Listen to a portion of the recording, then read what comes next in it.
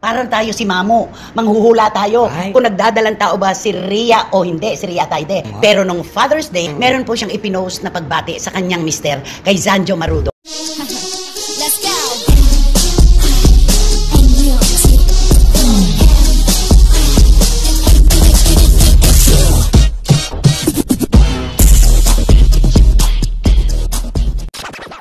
Parang tayo si Mamo, manghuhula tayo kung nagdadalang tao ba si Ria o hindi, si Ria Ataide.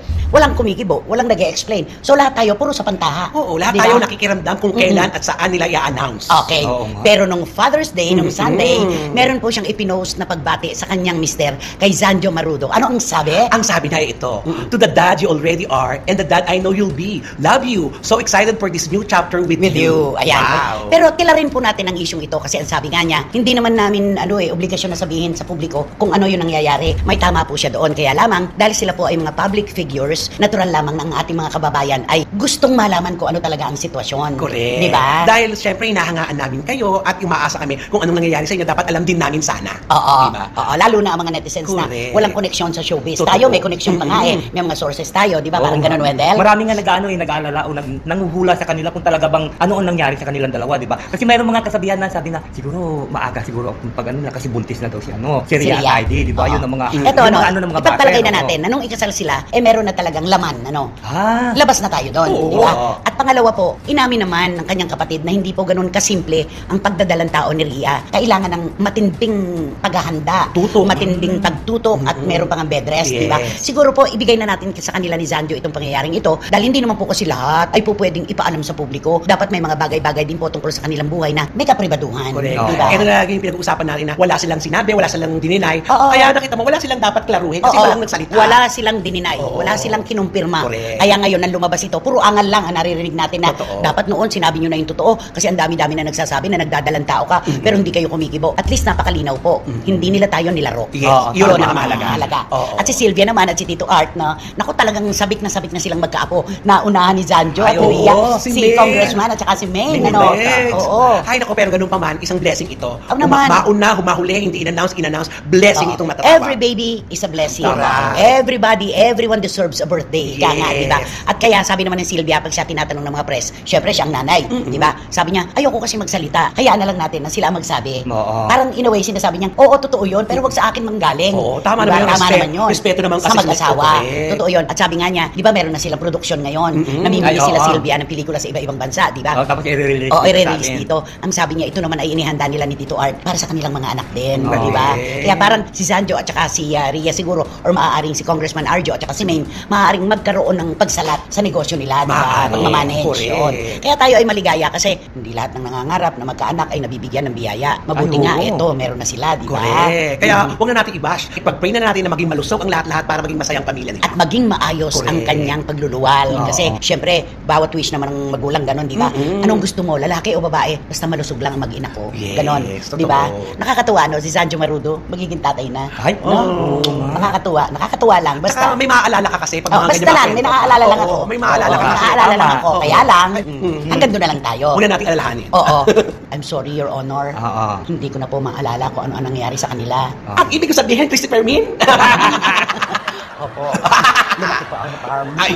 Congratulations again sa inyo, Zanjo at Ria. At hari nawang tulad ng aming wish ay ganun nga ang maganap. Diba? Malusog. Malusog ang inyong baby, ang inyong munting anghel, maging maayos si Ria. Maging masaya sila, di ba? Masaya na sila ngayon. Mas sasaya pa. Tama. Di ba naman? Ayon pa sa official report na inilabas ng bandera sa kanilang official website and quoted, Ria Ataide, 3 buwan ng buntis ayon kay Christopher Min. Truly kaya ang kumakalat na chika ng 3 buwan ng buntis ang kapamilya actress na si Ria Ataide. Sa isang mga episodes ni Christopher Minute ay ibinahagi ng kolumnista na may source sila na nagsasabing pregi nga talaga ang anak ni Sylvia Sanchez. Tungkol po doon sa pagdadalang tao ni Ria Ataide, mas maganda po kung diretso nating maririnig ang pag-amin mula sa mag-asawa o kaya ay sa kanilang pamilya pagbabahagi ni Christy. Chika pa niya, labis raw na ikinasaya ng pamilyang Atayde at Marudo ang pagdating ng bagong blessing sa kanilang pamilya. Pagpapatuloy niya, pero may source po kami na nagsabi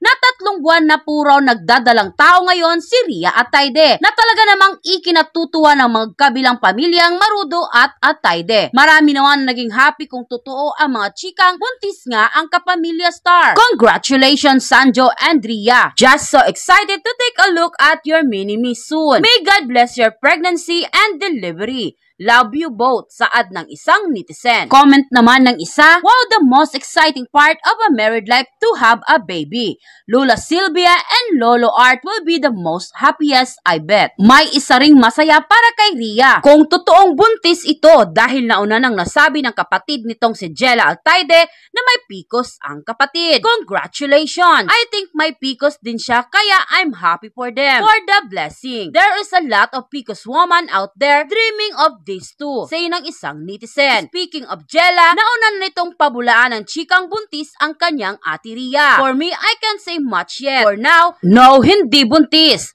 They're trying that for sure. My sister had PCOS, and it would be a miracle if she has a child. Well, at least, my parents are also supportive for that my sister. Nga kasi, is at the age, turning 32 this year. Medyo kailangan na din. Sa ngayon, ay wala pa namang panibagong pahayag ang kampo ni Ria kung totoo bang nagbubuntis ito. Matatandaan kasabay ang pagdiriwang ng kaarawan ng aktres ay nagkaroon sila ng civil wedding ni Sanjo Marudo na officiated Mayor Joy Belmonte ng Quezon City. Ayon pa sa official report na inilabas ng Rappler sa kanilang official website and quoted, "Look, Ria Atayde is pregnant with first child with Sanjo Marudo. Manila, Philippines Father's Day 2024 is a special one for Sanjo Marudo, as his wife Ria Atayde confirmed on Sunday, June 16 that they're expecting their first child. So excited for this new chapter with you. Happy first Father's Day," the actress wrote alongside a photo of them in the beach. Atayde also praised Marudo for the kind of dad that he will be their child. Fellow celebrities like Jason Abalos, Yan Concepcion, and Yula Valdez left congratulatory messages for the couple in the comment section. Marudo, 41, and Atayde, 32,